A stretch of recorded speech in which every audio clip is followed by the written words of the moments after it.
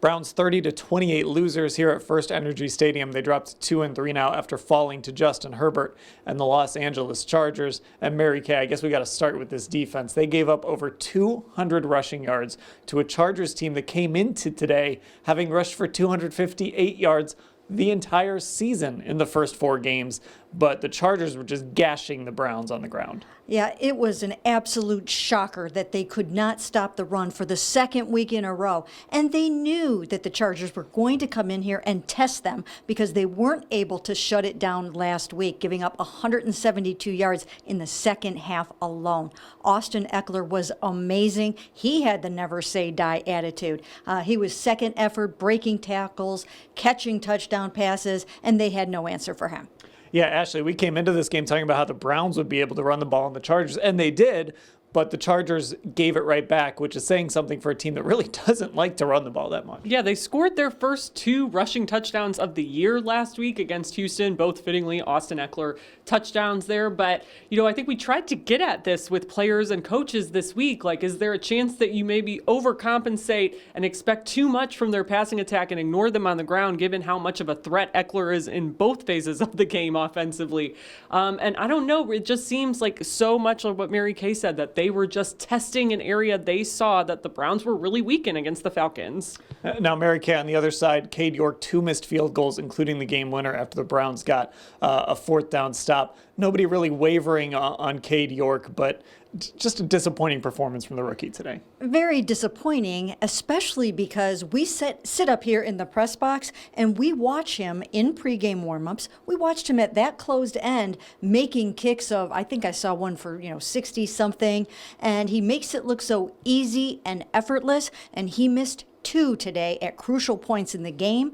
The 45-yarder at the end of the first half, also wide right at the closed end, and then of course the 54-yarder at the end of the game. I think we've almost built him up to the point where the legendary Kade York is supposed to make every 50-plus kick, and that's a lot on a rookie, and he is struggling a little bit right now.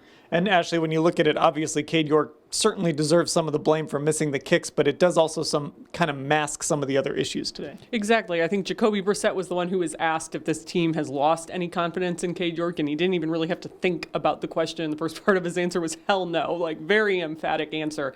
And I do think kind of like what Mary Kay is saying, Kade York is a 21-year-old kid who has really only been playing football for 6 years. He started playing football again as a sophomore in high school, so I think these bumps in the road are bound to happen, particularly in a stadium that is notoriously tough to kick in. I think the good thing is when we hear from Kade York, he's pretty even-keeled. He kind of talks us through what went wrong on those kicks. It's everything you kind of expect from him, and he may not be perfect, but what he is really good at is going through his process and adjusting his technique. Now, York had that opportunity to win it after the Chargers failed to convert a 4th down. The Chargers were in that position because Jacoby Brissett threw an interception into the end zone when the Browns had a chance to take the lead. Mary Kay, not a bad day for Jacoby, but again, we've seen this now, 3 times, a really costly interception towards the end of a game. Yeah, I just got done writing the whole breakdown of Jacoby Brissett and what he has done at the end of all 3 of these losses.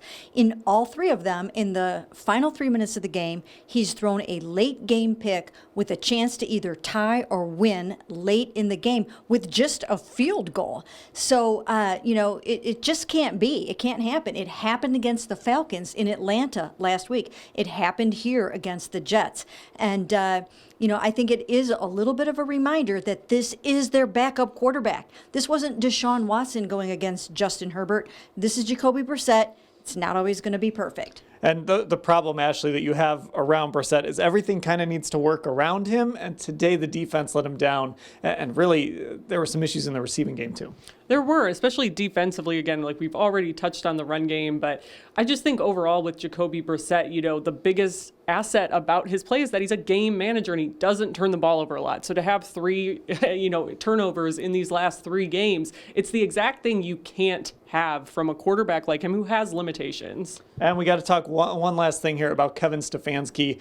Again, Mary Kay, questionable down by the goal line, was really bailed out by a shaky roughing the passer call, and finally just gave the ball to Nick Chubb. And then on that 4th and 1 in their own territory, didn't sneak Jacoby Brissett, who's been so good at it. He calls a handoff. this was a tough day for Kevin. Yeah, I think it was, and he will come under fire for that. But I'll tell you what, those things do go by the wayside if Kade York makes that kick. So I do think that a lot of coaches would like to have calls back in every single game. What would we be saying, or what would the Chargers fans and media be saying about Brandon Staley right now on that 4th and 1 had Kade York made the kick? So you live and die once again by the analytics, and but he will come under some fire.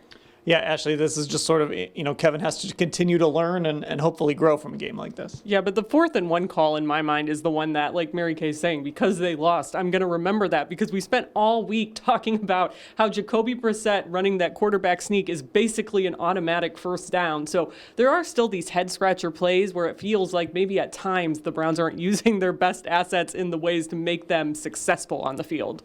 Also, just some quick injury updates. Denzel Ward in the concussion protocol, and Perrion Winfrey said after the game, just a little boo-boo. He'll be fine. Had an x-ray. Everything was all right.